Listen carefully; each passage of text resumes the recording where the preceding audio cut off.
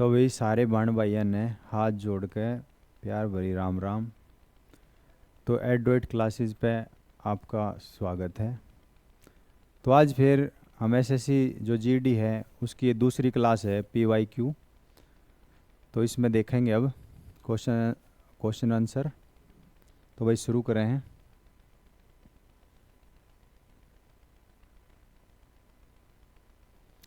तो इसमें पहला जो क्वेश्चन है हमारा, इंडिया इंटरनेशनल कन्वलेव 2022 में ग्लोबल पीस एडवेंचर के रूप में किसे एम्बेसडर के रूप में किसे सम्मानित किया गया? तो वो है हमारी बबीता सिंह। तो बबीता सिंह को ग्लोबल पीस एम्बेसडर पुरस्कार से सम्मानित किया गया है। अगला प्रश्न है, निम्नलिखित में से कौन सा जीवाणु संक्रमण का एक लक्षण है? तो इसमें जैसे इस टाइप के क्वेश्चन हैं तो इनको हम ऑप्शन से भी सोल्व कर सकते हैं। जैसे इसने पूछा है कि जो जीवाणु संक्रमण का कौन सा लक्षण है, तो हृदय रोग है, तो इससे तो कोई जीवाणु की कोई समस्या नहीं है। फ्रैक्चर है, इसमें भी कोई जीवाणु का वो नहीं। तो इसमें जो इसका आंसर होगा वो होगा बुखार। तो बुखार जो है वो बैक्टीरिया का जो संक्रमण है तो उसके लक्षण इसी के अंदर है। और दिल का दौरा तो अलग ही ऑप्शन है। अगला देखेंगे, इसमें से अलग बताना है और ये सारे कृषि से संबंधित हैं, तो उनमें से अलग कौन सा है? तो छिड़काव भी कृषि के अंदर इस्तेमाल हो गई, बुआई भी कृषि में हुए हैं, जोतना भी कृषि में हुए हैं, तो इसका जो आंसर होगा वो है खाना। तो खाना जो है वो अलग है। अगला है, 1873 में उन्होंने सत्यशोधक समाज की स्थापना करी थी। यहाँ उन्होंने किसे कहा जाता है? यानी कि उस व्यक्ति का नाम बताना है जिनके द्वारा 1873 में सत्यशोधक समाज बनाया गया था। तो वो थे हमारे ज्योतिबा फूले। तो ज्योतिबा फूले के बारे में थोड़ा सा हम जान लेंगे। इनको महात्मा ज्योतिबा फूले कहा जाता है। महात्मा ज्योतिबा फूले।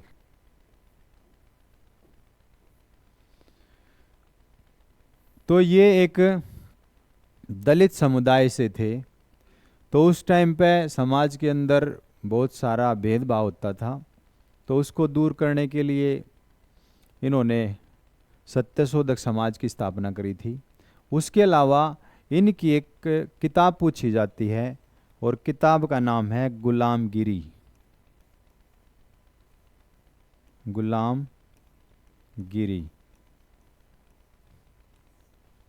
तो गुलामगिरी जो किताब है वो इनके द्वारा लिखी गई थी और इसमें यही बताया गया है कि जो आदिवासी है या जो दलित समाज है वो किस तरीके से गुलाम बने। सबसे पहले जैसे भाई वे सिंधु घाटी के लोग होते थे, सिंधु घाटी के वहाँ के मूल निवासी थे, और उसके बाद उनको किस तरीके से गुलाम बनाया गया, यही बातें इस गुलामगिरी किताब में बताई गई हैं। उसके बाद है गोविंद राव फूले। जो गोविंद राव फूले हैं वो इनके पिता थे।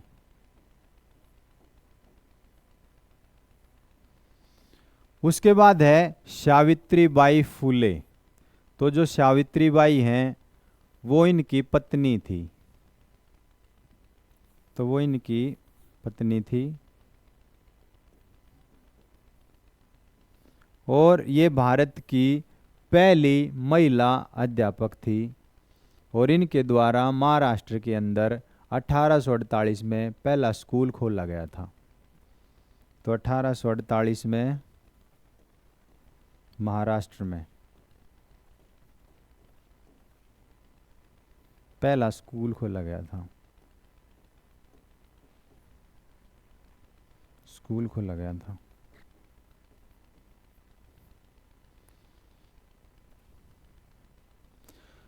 उसके बाद है इसमें गोपाल हरि देशमुख। तो जो गोपाल हरि देशमुख है, इनके द्वारा कई सारी किताबें लिखी गई, जिनमें एक पानीपत का तीसरा युद्ध शामिल है। उसके अलावा और भी किताबें लिखी इन्होंने। तो अगला क्वेश्चन देखते हैं हम। अगला प्रश्न है, देवप्रयाग में भागीरथी डैश से मिलती है। तो देवप्रयाग, ये 5 प्रयाग हैं, तो उनमें से देवप्रयाग भी है। तो देवप्रयाग है भाई, जो देवप्रयाग है इसमें कौन सी नदी भागीरथी के साथ मिल रहा है? तो इसका जो आंसर है वो है अलकनंदा। और जो यमुना नदी है ये गंगा की सहायक है। अच्छा, जो घाघरा नदी है ये तिब्बत का जो गोलाई धाम है वहाँ से निकलती है। कोसी नदी है ये भी वहीं से निकलती है। और इसको बिहार का शोक कहा जाता है। बिहार का शोक कहा जाता है। तो ये भी गोलाई धाम से निकलती है। तो अगला प्रश्न देखते हैं भाई। अगला प्रश्न है, अर्थशास्त्र किसके द्वारा लिखा गया था? तो अर्थशास्त्र जो लिखा गया था वो कौटिल्य के द्वारा लिखा गया था। और जो अर्थशास्त्र की किताब है ये एक राजनीति की किताब है। राजनीति की किताब है। जो कौटिल्य थे ये चंद्रगुप्त मौर्य के चंद्रगुप्त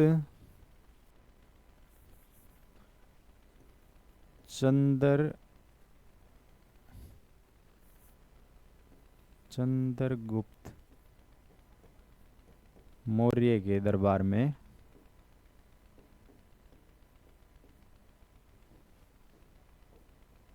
प्रधानमंत्री थे।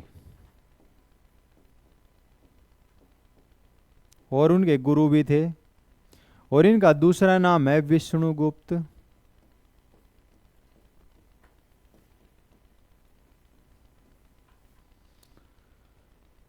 और इनको भारत का मैकियावली भी कहा जाता है। उसके अलावा मेगास्थनीज हैं, ये एक यूनानी यात्री थे जो सेल्यूकस निकेटर ने इनको चंद्रगुप्त मौर्य के दरबार में राजदूत बनाकर भेजा था। तो सेल्यूकस निकेटर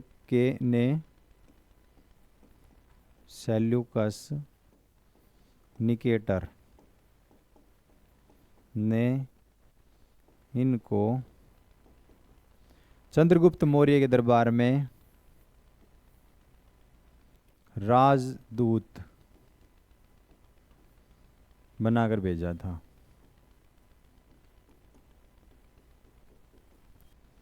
अब जो मेगास्थनीज है इनकी किताब है इंडिका।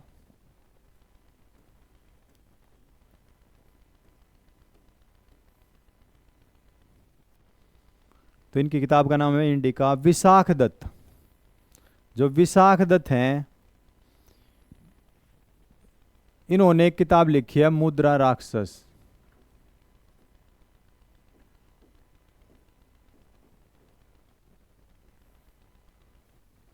तो इनकी किताब का नाम है मुद्रा राक्षस।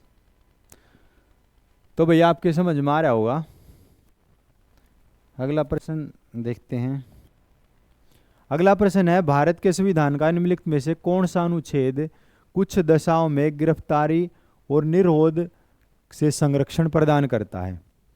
तो इसका जो आंसर है वो है अनुच्छेद 22। तो अनुच्छेद 22 जो हमारा मौलिक अधिकार है, मौलिक अधिकार भाग 3 में है। और ये आर्टिकल 12 से लेकर के 35 तक है। लेकिन जो जर्नली हैं जो हम पढ़ते हैं वो 14 से लेकर 32 तक पढ़ते हैं। तो उसी के अंदर है आर्टिकल 22। इसके अंदर 3 चीजें हैं। नंबर एक भाई, जो जिस व्यक्ति को गिरफ्तार किया गया है, जैसे पुलिस गिरफ्तार करने जाएगी तो उसको गिरफ्तारी का कारण बताना होगा। तो पहला इसमें कारण बताना होगा भाई।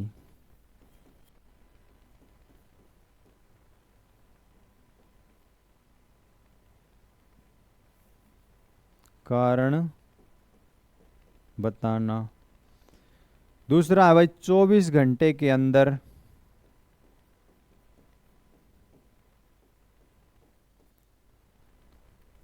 न्यायालय में पेश करना होगा।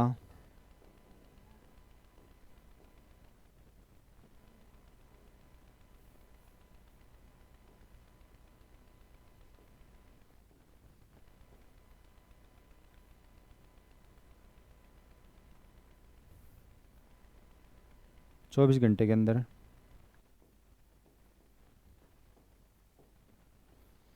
और वह अपने वकील से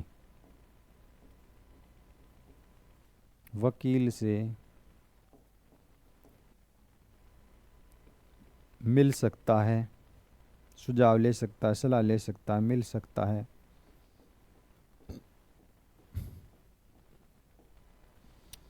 उसके बाद है आर्टिकल 35। तो आर्टिकल 35 में है मौलिक अधिकारों से संबंधित जो भी कानून बनाएगी वो हमारी संसद बनाएगी, और मौलिक अधिकारों को प्रभावी रूप से लागू करना या उनको और ज़्यादा प्रभावी बनाना, तो वो कार्य होगा हमारी पार्लियामेंट का, संसद का। अगला इसमें है अनुच्छेद 47। तो जो अनुच्छेद 47 है ये राज्य के नीति निर्देशक सिद्धांतों से लिया गया है। तो इसमें भाग 4 में है ये डीपीएसपी भाग 4 में, भाग 4 36 से लेकर 51 तक है। तो उसमें है भाइयों 47। तो इसमें क्या होगा कि राज्य का कर्तव्य होगा कि वो अपने जो नागरिक हैं उनके स्वास्थ्य पर ध्यान दे, और जो भी नशीले पदार्थ हैं उनके ऊपर रोक लगाए। उसके अलावा जो आर्टिकल 10 है ये हमारा भाग 2 में है, नागरिकता से संबंधित है। तो इसके ऊपर यानी नागरिकता से संबंधित जो भारत के नागरिक हैं उनके लिए जो भी कानून बनाएगी वो हमारी संसद बनाएगी। यानी कि जब हमारा संविधान लागू हुआ, जब ये संविधान बनाया जा रहा था नागरिकता के संबंध में, तो उस टाइम पे जो भी उपबंध बनाए गए थे आर्टिकल 5, 6, 7, 8, 9, 10, तो उस टाइम पे जिनको नागरिक बनाया, और यदि मान लो अब उनकी नागरिकता को ख़त्म करना है या रखना है या कोई नए नियम बनाने हैं, और कब तक उनकी नागरिकता बनी रहेगी, ये सारा हमारे आर्टिकल 10 में बताया गया है। तो अगला देखते हैं अब कैबिनेट और राज्यपाल के बीच संपर्क की एकमात्र कड़ी कौन है? तो कैबिनेट और राज्यपाल के बीच में जो संपर्क की एकमात्र कड़ी है वो है मुख्यमंत्री। ये जैसे हम केंद्र सरकार की भी बात करें तो वहाँ पर जो कैबिनेट और राष्ट्रपति के बीच की कड़ी होता है तो वो होता है प्रधानमंत्री। केंद्र में होगा प्रधानमंत्री, और राज्य में होगा मुख्यमंत्री।